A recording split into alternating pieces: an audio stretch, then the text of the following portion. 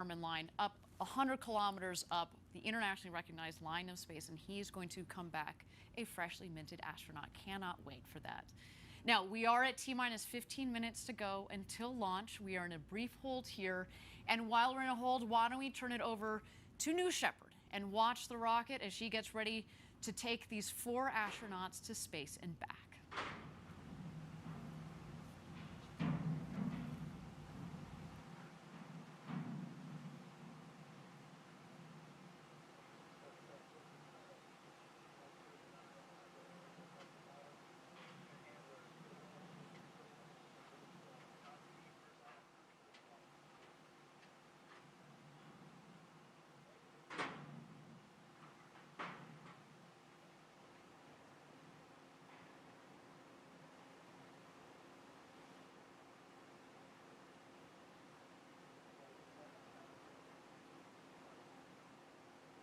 Good.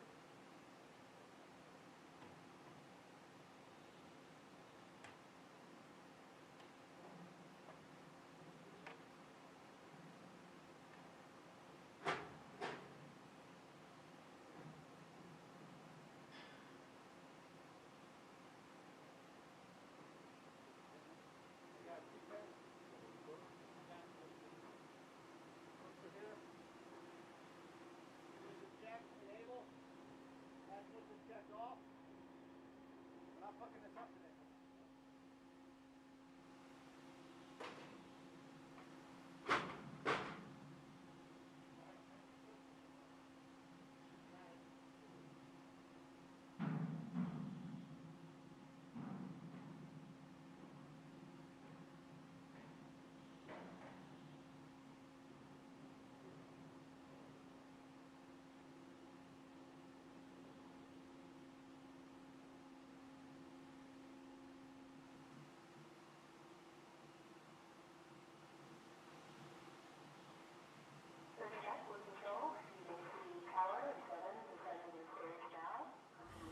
Thank you again, everybody, for joining us live from West Texas. We are here at T-minus 15 minutes to go until launch. We are in a brief hold. We've got our astronauts that are loaded into the capsule. You saw there just a moment ago, we had Oliver Daemen on the left, in the left window. To the right of the hatch is our founder, Jeff Bezos. Coming around him is Mark Bezos, and on the opposite side of the capsule is Wally Funk. And again, we're just here in a brief hold, but while we have a moment, let's throw it back to the pad and catch out some of those shots of our astronauts as they get ready for their flight to space and back this morning.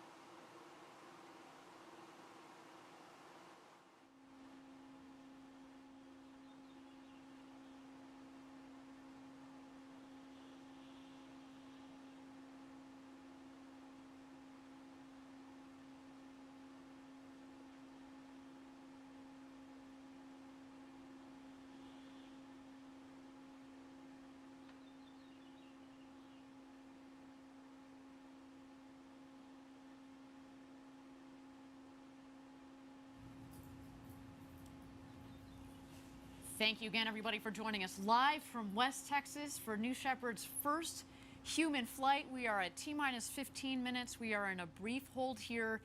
This is okay. I mean, to say, Gary, you can appreciate this. We spent years designing this rocket, months and months designing the mission, And if we need to take a couple of minutes more to make sure that the team is aligned, that we're all set and sorted, that our astronauts are happy, that the weather both on the ground and up aloft is within green zones, then we're going to do that. How do you guys think about holds when you're in mission control? What is happening right now? There's really two kinds of holds. There might be a hold while they investigate an anomaly, and very often that is not the case though. There are sometimes holds just to catch up in the timeline. The thing about New Shepard that's distinct from orbital vehicles that you might have seen is that we don't need to launch at a precise time to meet some launch window because we're trying to intercept something in space. We have a lot of time. We can take our time. It's better to pause and hold if there's any reason to, if there's a sensor reading that you want to investigate or you just want to catch up in time. So that's why we tend to take these holds. Otherwise, we bias to launching as soon as possible so we don't otherwise have a lot of buffer in the normal count. Absolutely. So again, well, actually, now I understand. The hold is lifted. Yeah. So it sounds like that we have gotten the timelines all aligned, our teams are all sorted, and we are continuing our countdown. While we have a moment here, again, let's throw it back to the pad, check out our astronauts in the capsule as they get ready for their launch to space and back this morning.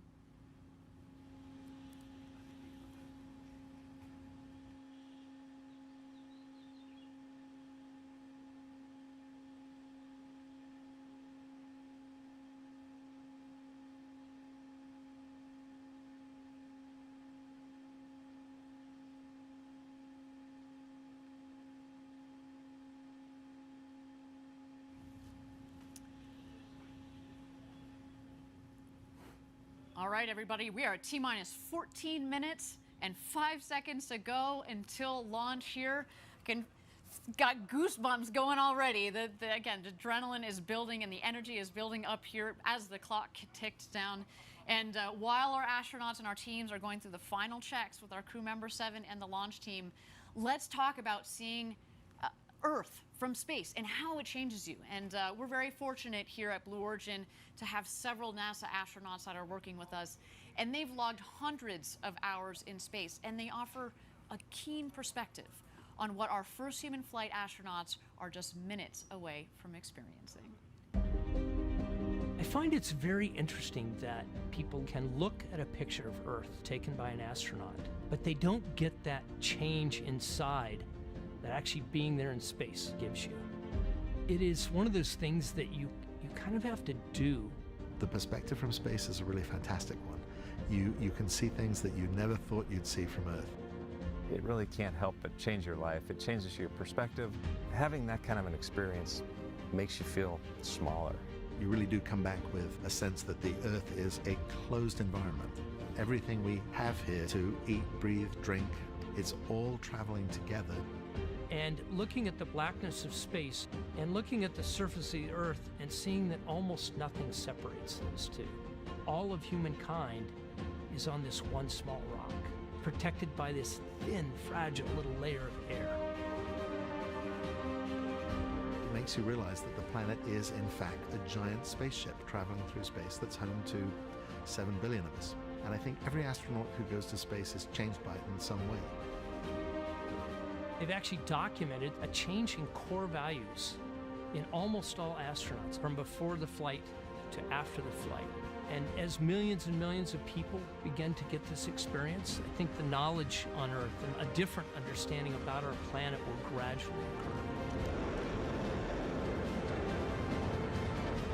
The experience of something that changes who you are on the inside, it's very powerful. It is so memorable and so unique that people walk away speechless.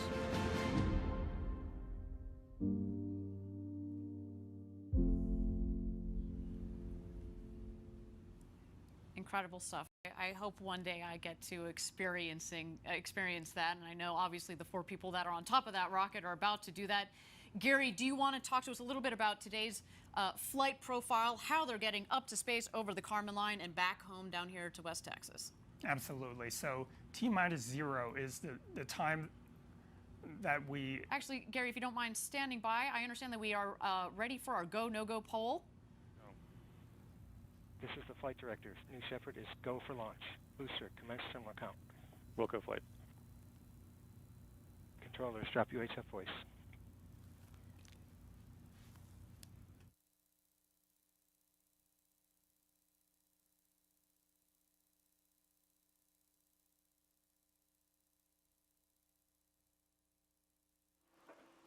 Enabling onboard power.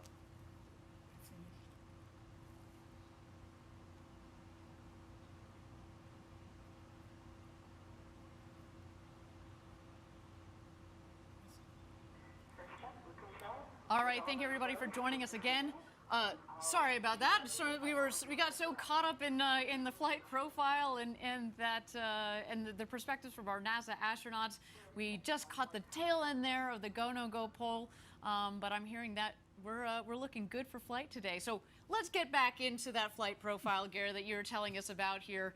Again, how are they getting up to space, over the Kármán line, the internationally recognized line of space, and then back down here to Earth in West Texas? Okay, so T-0 is actually not the point of liftoff. It's when we send the command to start the engine. It lifts off about 7 seconds later.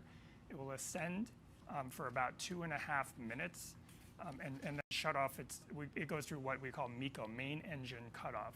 About 20 seconds after that, the capsule will separate, and that's when the fastened seatbelt light on their panels will turn off, and they'll be able to float around the capsule for 3 to 4 minutes. During that time, both vehicles are still ascending, and they will ascend above 100 kilometers. The Kármán line today, we're headed for about 105, 106 kilometers, and then start their descent. The capsule, the booster will actually re-enter first. It's more aerodynamic. Before it hits the atmosphere, it deploys wedge fins on top to stabilize it, and then uses those aft fins to steer back over the pad. Just over the pad, about 20,000 feet above, it deploys drag brakes to slow itself down, and then restarts its engines just seconds before hitting the ground to slow itself down to a soft landing.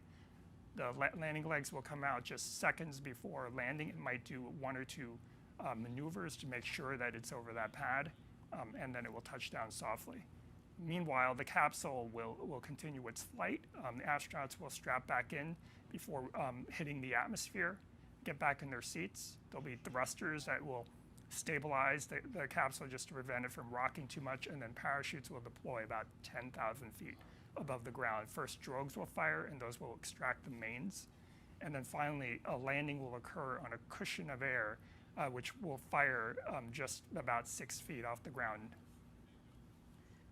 Fantastic, and you know, we've mentioned this before on previous webcasts that the dirt down here, it's like talcum powder. It goes everywhere, and so when we have that air cushion that fires, it really kicks up the dust.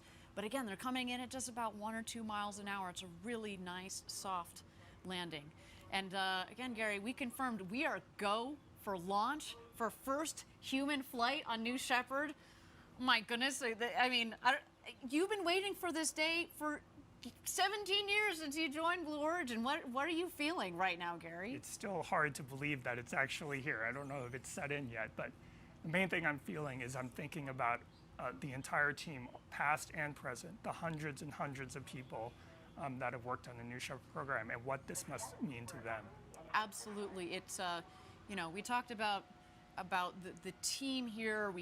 It's a lean and mean team, obviously, but each one of those people has contributed so much to this program. It's again, a special shout out to all of our Blue Origin team members watching around the world. Now, for the others that are watching around the world, if you want to experience space flight for yourself, if you want to do what Jeff and Mark and Wally and Oliver are doing today, and you're serious about it, send us an email at astronauts@blueorigin.com. We're open for ticket sales to send you all to space. What just an incredible, incredible day. And you know, we're so lucky to have this particular crew on board today, Gary. And I feel like, you know, not only do we have this beautiful story about the Bezos brothers that are going up, and Wally and Oliver, soon to be the oldest and the youngest astronauts who have ever flown into space. Oliver, that's representing our international friends out there, taking the Dutch flag to space, you know, and then again, Wally, who has been thinking about going to space, well, her entire life, but certainly since the 1960s, and she was part of that program that got canceled, and she just kept, you know, fighting until recently we said, hey, Wally, why don't you join us for this first crew? And I can only imagine our future customers that are going to go on board. They're going to represent the world. They're going to represent many different backgrounds, and we certainly look forward to that. As we mentioned, we're going to have 2 more flights in 2021 for a total of 3, and again, many more to come in the future. And that is just fantastic. And I can imagine, again, as you were building the system, Gary, as you were thinking about, okay, this is not just a 1 or 2 flight, you know, operation with New Shepard. You've built it for a long-term program. We've built it to continue indefinitely and to take hundreds and hundreds of astronauts in the future. We hope to be into the thousands soon. And just think about that, right? There have only been about 560, 570 people that have ever been over the Kármán line, up 100 kilometers up over the internationally recognized line of space. And today we're going to add 4 more to that list, which is so cool. Yes, and someday in the near future, we will be over 570 just on the New Shepard program. Can you imagine? Are you going to go up? Absolutely. You going to go up with me? Sure. You in, man? All right. Awesome. Okay, we are T-minus 4 minutes and 20 seconds to go until launch. What an incredible moment. Let's check out New Shepard on the pad here. We are awaiting the rocket is going to go into some last-minute checks on the vehicle. At T-minus 2 minutes is when the vehicle, we throw the show over to her. It's all on her. It's an autonomous vehicle. But Gary, do you want to talk to us about what are some of those last-minute checks that the vehicle is going through, and that we're going to see especially on our screen? Right. So as you mentioned, the last 2 minutes are auto sequence, and that is executed entirely by the vehicle itself through an automated checklist. You'll see a couple of things. There will be things that you don't see, such as sensor checks, pressure checks on the tanks, radio checks. Hundreds and hundreds of different checks will be stepped through in this checklist. But what you will see is the hydraulic system spooling up, which will wiggle the engine gimbal as well as the aft fins. They're not only wiggling those surfaces, but they're making sure that there's no stiction and they travel smoothly. Fantastic. And again, we are waiting to see that. You'll be able to see, as Gary said, you don't get to see all of those last-minute checks, but we certainly get to see the aft fins. As Gary mentioned, those are the fins at the base of the vehicle. There are 4 of those. Obviously, they help direct the rocket both up and down. And then the engine will gimbal. That is our BE3 engine, the Blue Engine 3, 110,000 pounds of thrust. Liquid oxygen and liquid hydrogen are what are the propellants in the engine. It's not only a powerful full back, kind of like an airplane. It comes in for a nice, soft landing. And you know, what a trip to space and back. Again, this vehicle, we've had 15 successful flights on. Again, we're looking forward to this 16th one, of course, a very special one with people on. We are in auto sequence.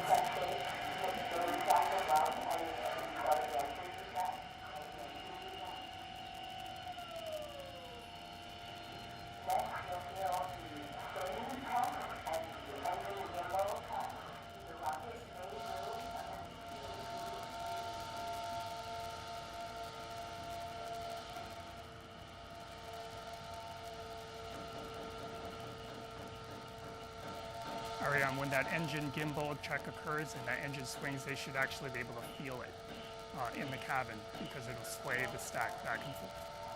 There go the aft fin checks.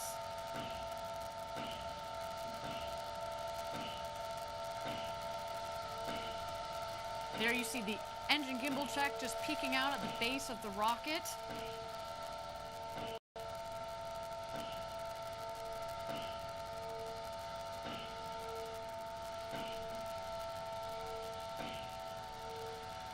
All right, here we go, everybody. Thousands of people contributed years to this historic moment. Ladies and gentlemen, it's time for Blue Origin's first human flight. Godspeed, first crew of New Shepard. Let's light this candle.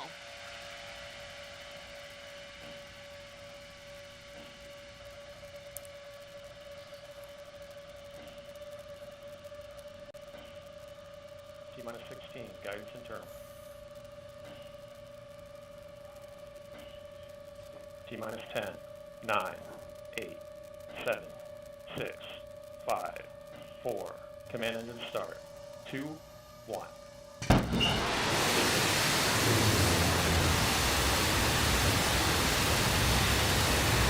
have liftoff. Shepard cleared the tower. And New Shepard has cleared the tower on our way to space with our first human crew. Go, Jeff. Go, Mark. Go, Wally. Go, Oliver. You are going to space.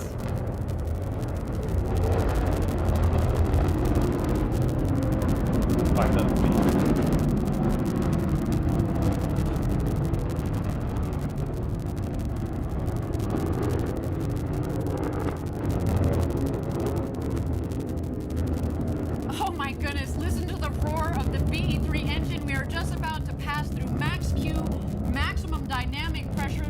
That was when the stresses on the vehicle are at their maximum. Max Q. Max Q is confirmed. Beautiful burn on that BE-3 engine. Liquid hydrogen Mach 1. and liquid oxygen as the propellant. It's a nice, not just clean in terms of beautifully performing, but what comes out of it, it's steam, right? Whew. To see the glow of the engine underneath the rocket, just under our shoulders, and to know that we've got a crew that is going to space, it just feels different, doesn't it, Gary? It is totally different. All right, you can follow along, of course, the speedometer in the bottom left, the altimeter in the middle of the screen there. So far appears to be a nominal flight.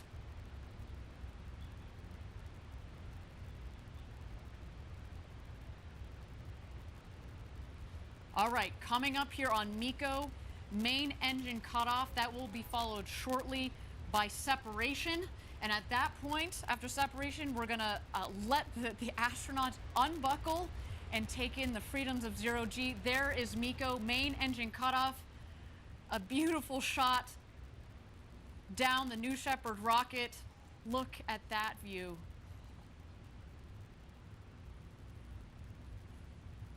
Unreal. Awaiting separation here.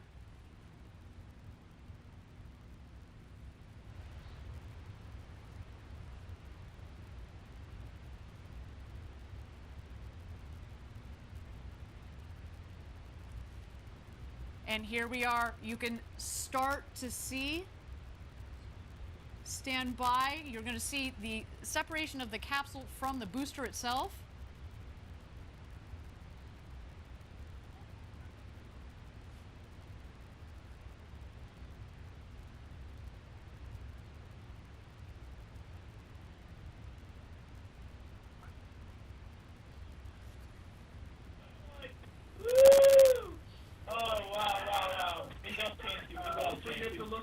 Holy good God. Oh, wow.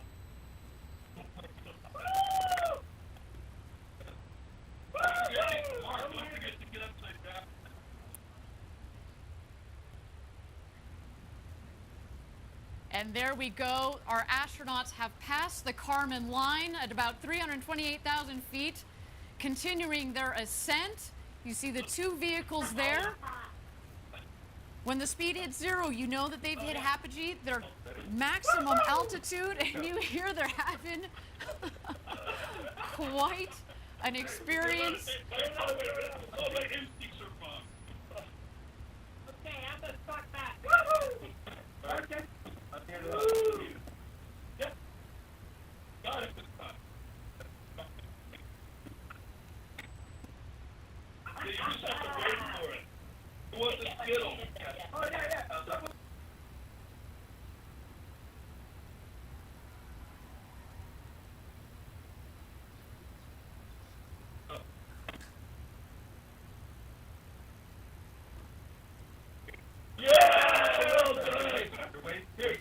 1 minute warning. 1 minute warning.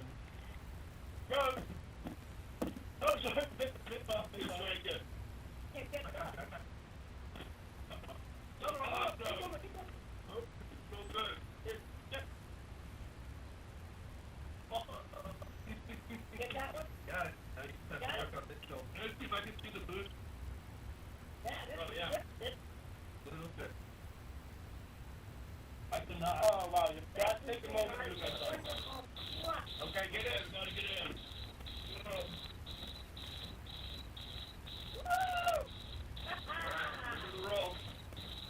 Oh, Dad, look at this. It's dark up here. Oh, wow.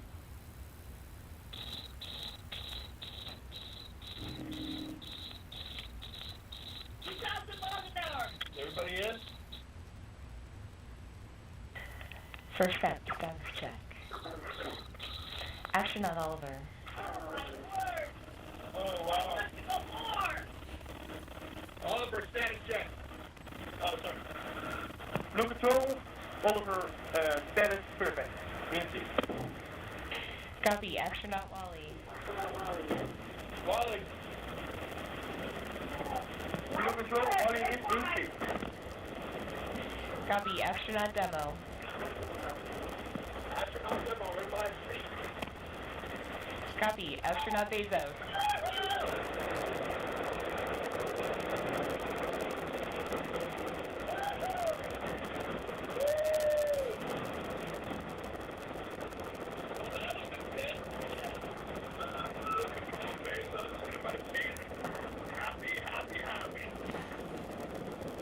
Copy.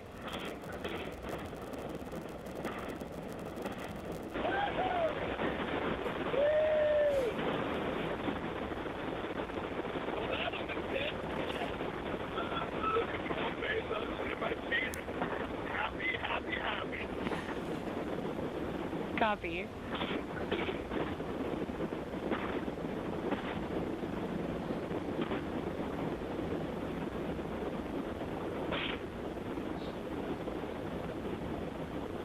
Thank you again, everybody, for joining us live for our first UN flight on New Shepard. So far, a nominal flight. Our booster is about to return to its landing pad. There we see engine relights. The sonic boom.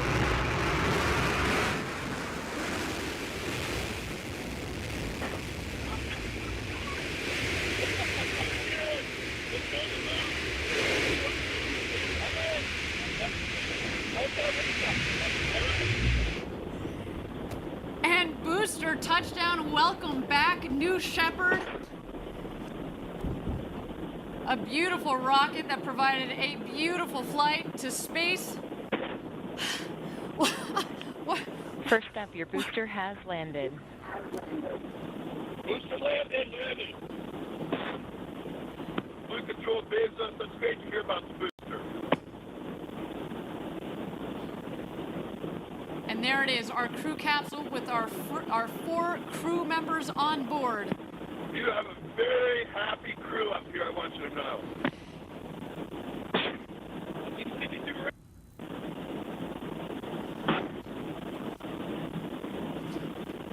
Oh yeah, I see blue.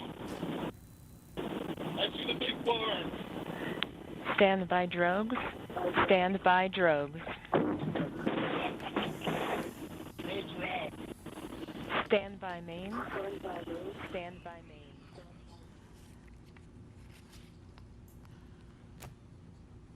Oh, so far, a nominal flight. Here comes the crew capsule back from space. The drogues deployed. Here are the mains out, reefing and coming to full inflation. Our rocket went over Mach 3, and now they're coming floating back down at just about 15 or 16 miles an hour, about to join us home. Back here in West Texas, after having gone over the Kármán line, the internationally recognized line of space, the world's newest astronauts. Gary, how you holding up, friend? I am speechless. Wow. And those big, beautiful windows. I've just got about a minute and a half of floating before the activation of the skirt jet for a soft touchdown. At this point, there are sensors on board that are detecting how high they are above the ground, multiple sensors. And just 6 feet above the ground, that cushion of air will puff, and they will have a soft touchdown, almost like just sitting in a chair. But I'm sure their adrenaline is pumping now.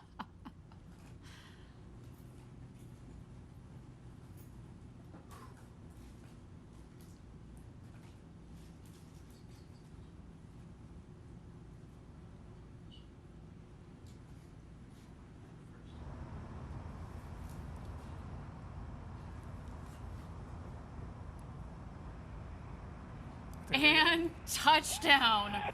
Welcome back, New Shepard's first human crew. What a flight. Welcome back to Earth, first step. Congratulations to all of you. Ah, what a day, what a day. Very happy group of people on this capsule. We're so grateful to everybody who made this possible. Thank you. Blue Control, Oliver, thank you so much for everyone there. It was amazing. It was amazing. Copy, first step. You have a very happy Capcom here as well. Let's do a status check. Astronaut Oliver. Blue Control, Astronaut Oliver, status correct. Copy. Astronaut.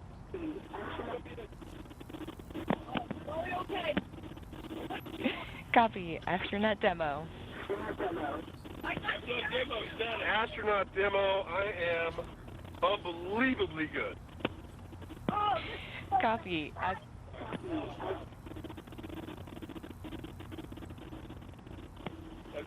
Blue Control, Bezos, best day ever.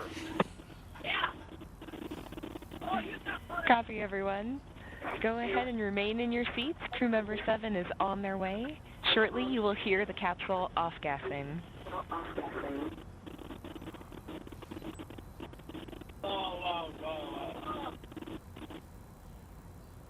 Did anybody have to our altitude or altitude? I didn't. We asked. No, they thought they did. We'll find out. It's okay. I had, my main mission was accomplished. I didn't kick anyone. That's fine. That was only about 5 minutes. Yep.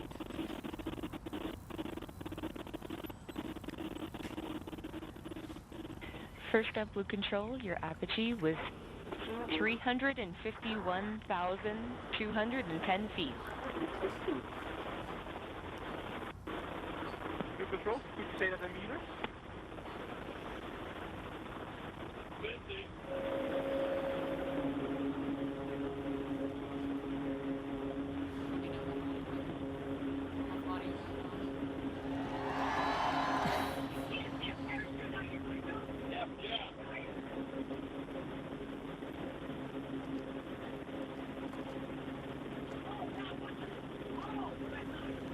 That was incredible. Wally, that was incredible. It was. I was thinking we were jerking and it wasn't. No, I was the helicopters. I was surprised at how easy zero-G was. Yeah, it felt very, like, remarkably natural. It did. It's like swimming. Yeah. Yeah, it's not, it's weird. It actually feels good. It felt,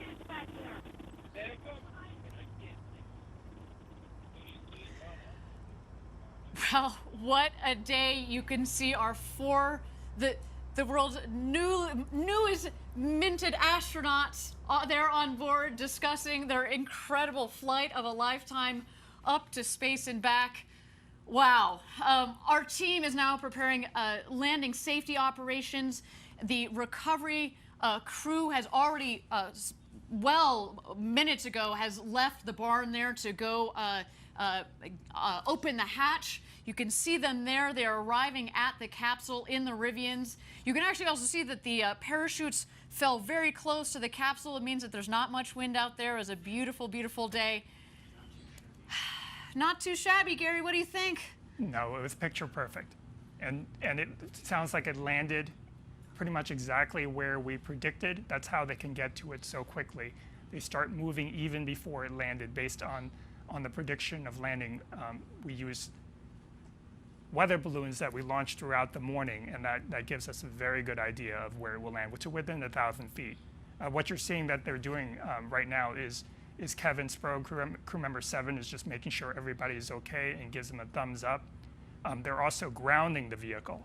When you go into space, you could accumulate pretty significant electric charge. That's actually why we prefer that the astronauts not get out themselves, so that we can ground the vehicle of static charge, which can be quite strong.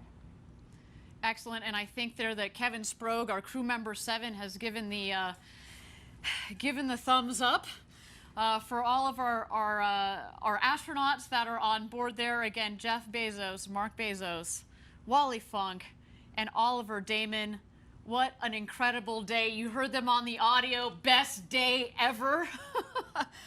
I mean, I feel like this is our best day ever, and we didn't even get to go up to space. I mean, what a day. Again, congratulations to the entire Blue team, our astronaut crew, and of course the friends and family of these incredible astronauts that are just about to exit the capsule here. Let's wait for that moment. There you see Jeff in the window. Oh, there you are. Felix is up here. All right, guys, we'll do later.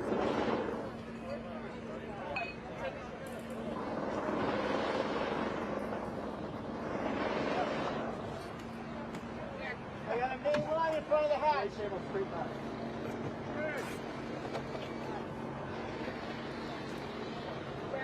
Where? The main parachute line in front of the hatch. Left.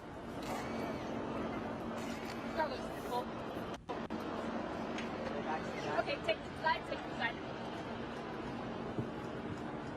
Help on the bush. They're just moving one of the main parachute lines to make sure it doesn't snag the hatch when it opens. And there's Jeff. Thumbs up.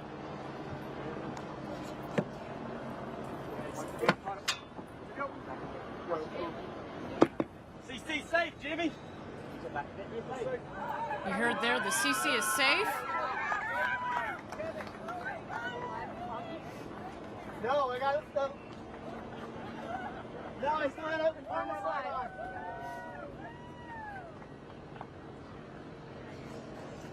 Confirm. Okay, go. You can go live. Go to the camera. Jimmy! Jimmy! Gary, the architect of New Shepard. Congratulations to you, man. Congratulations. Give me a to you, hug. This is just, oh, what a day. Again, thank you everybody for joining us live for our first human flight of New Shepard. Our 4 astronauts went to space and back, topping over 350,000 feet, well over 100 kilometers. They've come back down safely. We're just waiting here for egress. Our crew is going to get out of the capsule and meet their families back here on the ground. Of course, their families that have provided so much support since they were little kids and dreamt of this to this day and this moment. Let me know when everybody's there. Mar and Mary. Get in here, Mar. All right, Caitlin, you ready? Family, are we ready?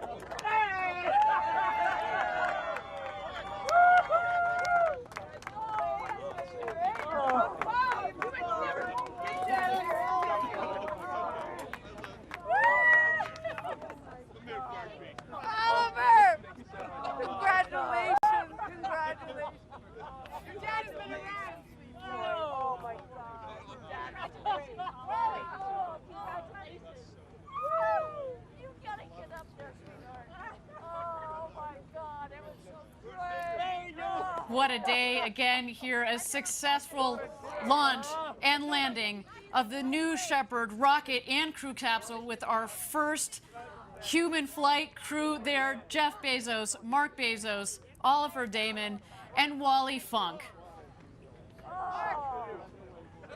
And their families there giving big hugs all around. What a moment, so much emotion from all of them. The elation. Did you see Wally? Did you see Wally when she came out? You know, this, I told you she was probably going to do a cartwheel as she came out of that capsule. What an incredible, incredible day. Let's just capture a couple more moments of this. Again, space flight, so much engineering, so much objective, hard engineering, technical thought that goes into it. But when you put people on board, there's such an incredible emotional component to this. The time, the effort, the blood, sweat, and tears, you know this better than anybody else. Again, congratulations, Gary. Thank you, Ariane. And congratulations to the entire Blue Origin team. This might have looked easy today. It was anything but easy. To design a vehicle like this that is so safe that anybody can get on board. From Wally Funk, who today became the world's oldest astronaut at 82, to Oliver Daemen, who became the world's youngest astronaut at 18. He joins us from the Netherlands. Again, big shout out to our viewers in the Netherlands. Congratulations. You should be very, very, very proud of your countrymen. I mean, again, and representing the next generation of people that are going to go into space. I mean, I can't wait to see what Oliver does with his future. I can only imagine. You heard him in the video. You know, he just wants to spread the love, spread the message. I can't wait to hear their impressions of the view from up there. And in fact, I hear in just a moment we hope to be getting a couple of impressions from our astronauts. We'll stand by for that there. You see the friends, the family. You see our CEO, Bob Smith, there. You see a couple of our other executives, of course, this crew safety team. Champagne. And it's champagne time, everybody.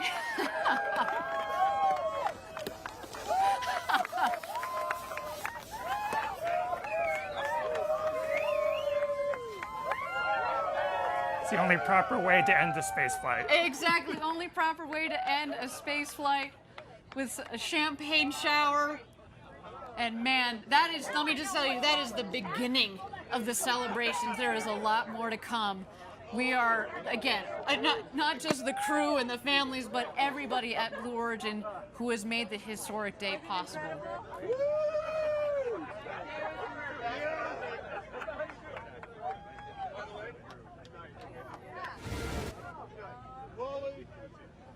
Well, there's a big hug from Jeff to Wally Funk. The oldest person in space, you. That's so wet. A beautiful moment there. Thank you.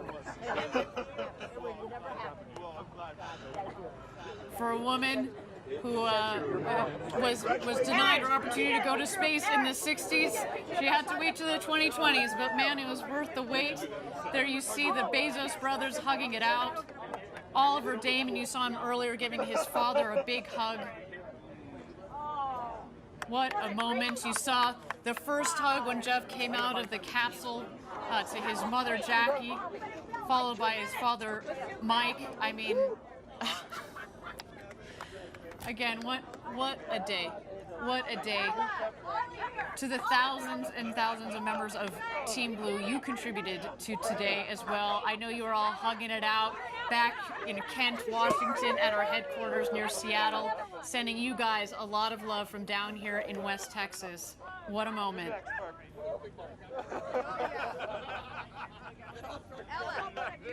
I imagine. Oh, look at this girl.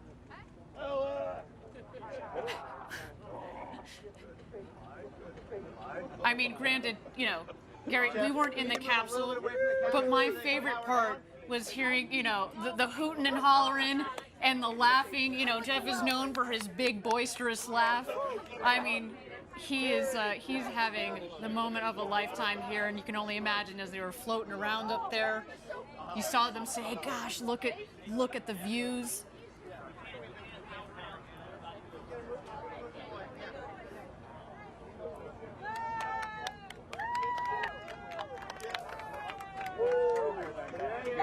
Gary, is this as you had expected it? 17 years ago when you joined Blue Origin, you know, we like to we like to, you know, start at the end goal, work backwards to make the design, and then build forwards.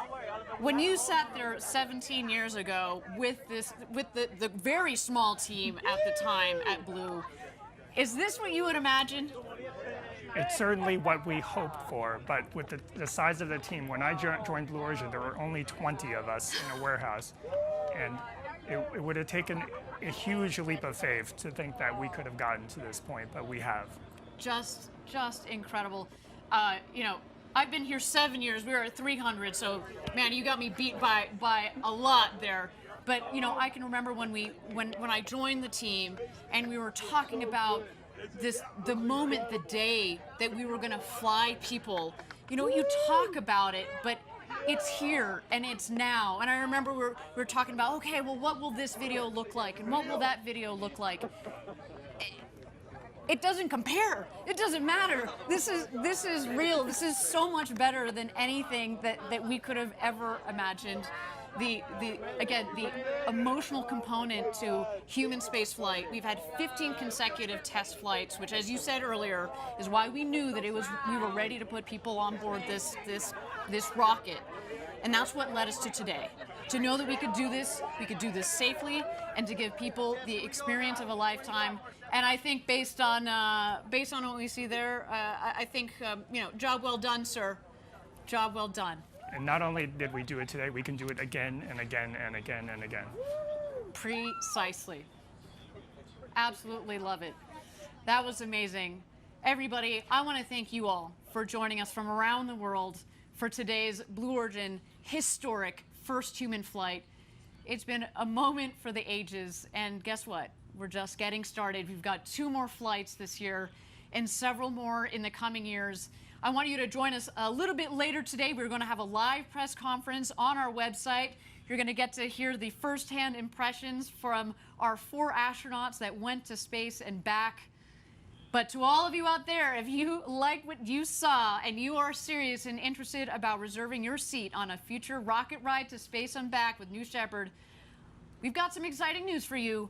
We are open for ticket sales. Send us an email, astronauts@blueorigin.com. We can't wait to fly you to space and back. Gary, it has been an honor to share the desk with you today, the architect of New Shepard.